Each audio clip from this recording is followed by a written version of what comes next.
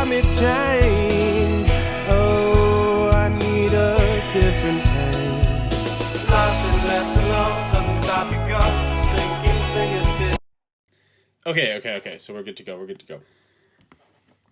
Hello everybody, it's Hughes again, and I am back with the breakdown of the verse.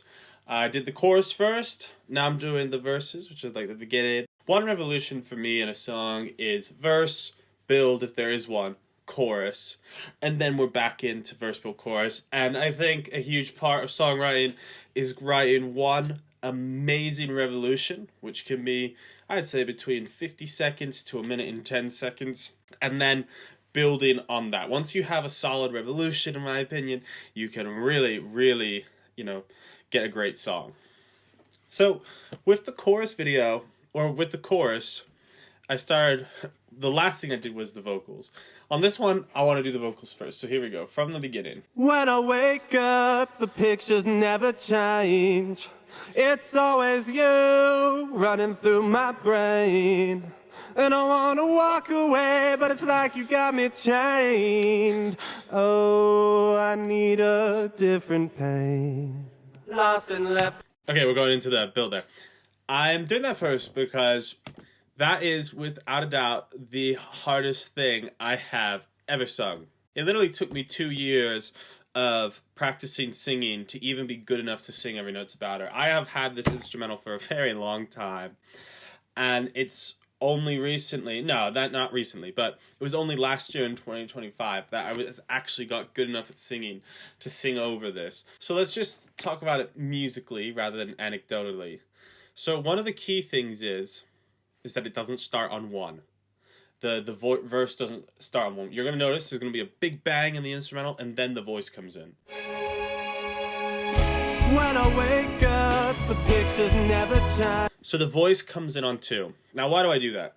Well, first of all, it just sounds good. And then basically, in music, we're almost always in dialogue. There's one part going, one part call, response, call, response, call, response. It's a huge thing in music, and you have to use it effectively. Now, I know I brought up Bach in the last video, but I'm going to bring up Bach again because he is like the Isaac Newton of music. You cannot make music without leaning on something that Bach kind of codified into, our Western music system. If you open up the book of the Well-Tempered Clavier and you go to the fugues, and the fugues are the most sophisticated form of musical writing that's still pleasant to the ear that I can think of off the top of my head, you'll notice that so many of the parts don't come in on one. They always come in on a breath. They come on an and, or a two, a three, or a four. And for me, that means there's a kind of significance that one is not where you want entrance in the melody. I mean, you can, by the way, there's great melodies written on one, but an easy place to start if you're, like, say, new to songwriting, I'll just pass it on in my experience, is to ask yourself, could I start on another beat besides one? Now let's talk about grammar. What do I mean by grammar? And again, we can use Bach's fugue subjects as an example of this. So grammar for me in music is the diversity of rhythm in one musical phrase, which basically means to say that in a beat, there's different ways that you can divide a beat. And you want to use different divisions of beats, string them together, and that's what makes music interesting. Fortunately, the cadence of language, or at least the English language, makes that very easy. If I was to tap this melody out, and I'll tap along as I sing, you're going to hear there's a lot of different rhythms. When I wake up, the pictures never change. It's always you running through my brain.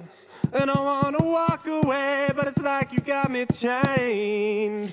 Oh, I need a different pain. There's a lot of grammar in that phrase. I don't think it repeats once. It's all connected, but it doesn't repeat. And then just on the note of lyrics, this is, I think, what I'm beginning to see personally is that great lyrics afford you this level of grammar. Yeah, did I just say I think my own lyrics are great? I guess I did. You know what? I'm just gonna own it. Let's talk about this intro. Okay, just before we talk about that thing on the offbeat, that string section. So in the last video, I talked about using harmony to convey emptiness. And again, this is a very deliberately empty chord. We've got G sharp, C sharp, and G sharp. There's a fourth and a fifth. Emptiness. And also, you know, tying back to this concept of entrances, it's very just hard to hear this, but it's actually, if I turn the click on, you are going to notice that it doesn't come in on one. It only lasts 3 beats, and then we come in on 1. And why did I do that? That's because I wanted everyone to feel unsettled. So when the huge instrument, when the full instrumental comes in, it's a surprise. It also ties into the song. There was something special about coming out with a song, and I consider this one of my first real songs. The very first line to be like, "When I wake up," and I'm not waking up and I'm happy about it in this song. I'm waking up and I am not happy. And this further like, oh, where's one? Oh, there's one. It's like that moment right before you're awake, and then bam, your eyes open for the first time in the morning. That is what I was going for, at least. Anyways, let's look at, so we've done the string bit, and let's just solo the instrumental without the vocals in it, and let's talk about it.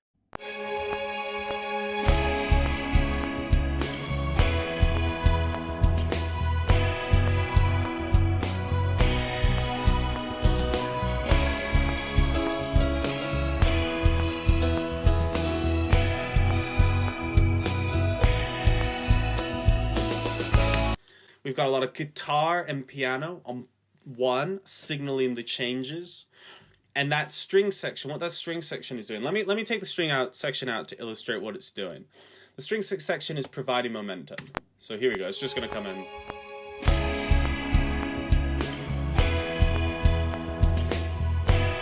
All of a sudden, there's so much weight on 1, and there's not enough weight throughout the bar, pushing us forward. You know, beyond the voice. So that's why the strings are there. And then we get into the breakdown.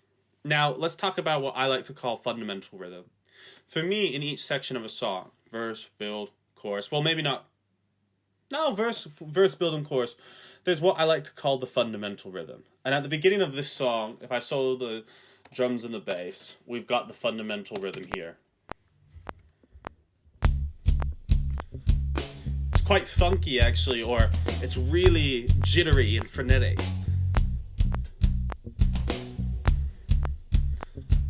Bum bum bum bum ba bum bum bum bum bum. Can you hear the Can you that rhythm? It's from a very, very famous George Michael song. Absolutely adore George Michael, one of the greatest to ever do it. But that fundamental rhythm, it informs how I layer everything else up. So let's listen to how the strings is in dialogue with that fundamental rhythm. Hold on, let's go back.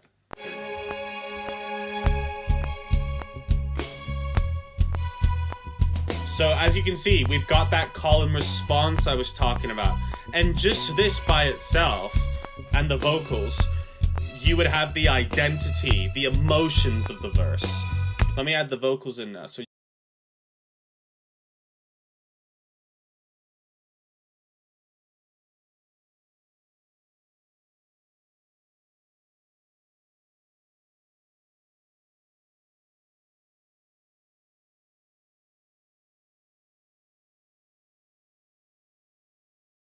okay, so we have the identity of the verse. You can hear the emotion, but it's clearly not fully fleshed out just by that. Even though the piano and the guitars will go on to play a big part in the rest of the song, here what they are like, if these parts are like actors on a stage, then the guitar and the keys at this moment in the song, they are the stage. Not the stage, they are they're the set design. When I wake up, the pictures never change. It's always you running through my brain. And I want to walk away, but it's like you got me chained. Oh, I need a different pain. Nothing left alone, doesn't stop you going. Okay, So that's chorus 1 done. Now, chorus 2, that's not chorus 1 done. That's verse 1 done. Now let's do verse 2. Okay, here we go, into it.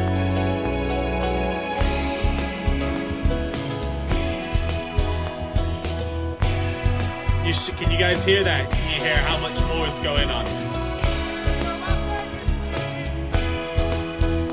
I think there's a backing vocal that made it in there.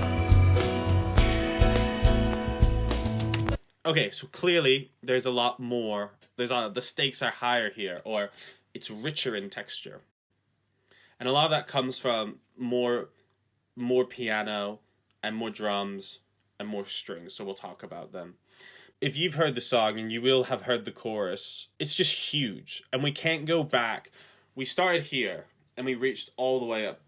We started here, let's say. By the time we got to the chorus, we're all the way up here. And we come back down to, like, say, here in the interlude, the section right before this. We can't actually afford to go back all the way down. You guys already know what's happening. You have to play with your listeners' expectation. And if they heard the same exact thing, especially because it's more sparse, we're going to kill all the momentum that we earned and built in the section coming up to it. So that's why this chorus is more crazy.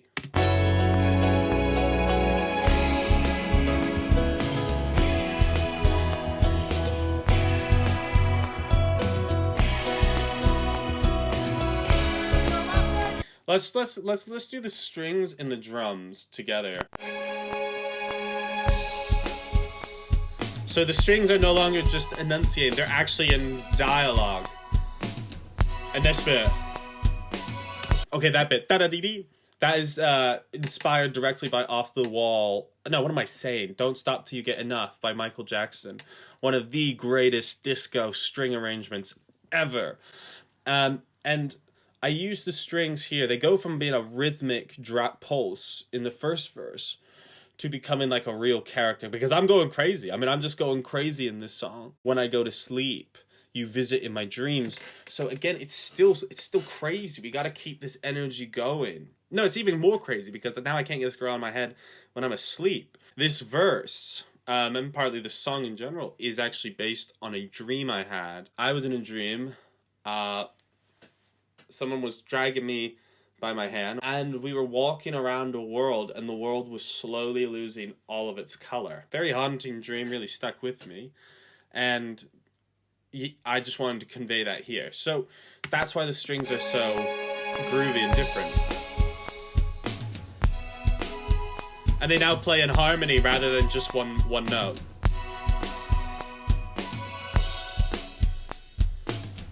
Oh, I've even forgot this. They're not even in the back half of this.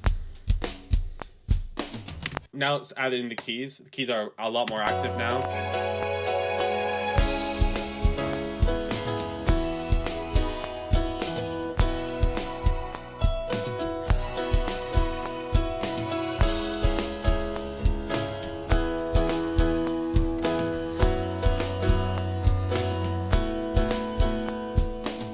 So you'll notice that the keys are playing the fundamental rhythm.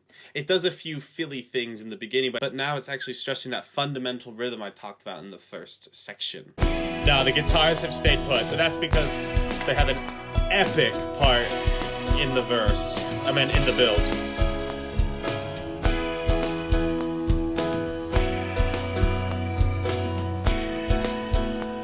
And then into the build. God, the strings are just fantastic in this song, I gotta say. Great little vocal fill here. And though I beg and plead, you won't give me peace. If you guys know One Republic and Ryan Tedder's like probably the greatest songwriter of his generation. But that harmony, I'm a huge fan of One Republic, and that harmony specifically is massive One Republic energy for me. Visit in my dreams. One more time.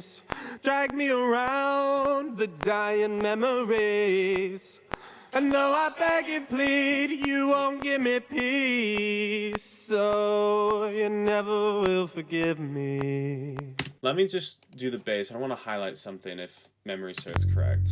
So we're here. It's when I go. Let me do the bass by itself here.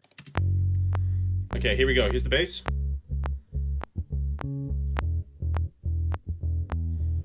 This is so subtle, but I was really intentional about that as well. What did the bass just do? It starts on a C sharp up here, and then it drops to an E. Now, on the bass, you could easily be on C sharp and then go to the E above that C sharp, but I made it drop down. Why is that? Because it going down on the second bar of a 4-bar phrase, normally in a 4-bar phrase, you start on a low note and you rise up and then you reset for the first bar. Or on a 4-bar phrase, you start here and then you come down.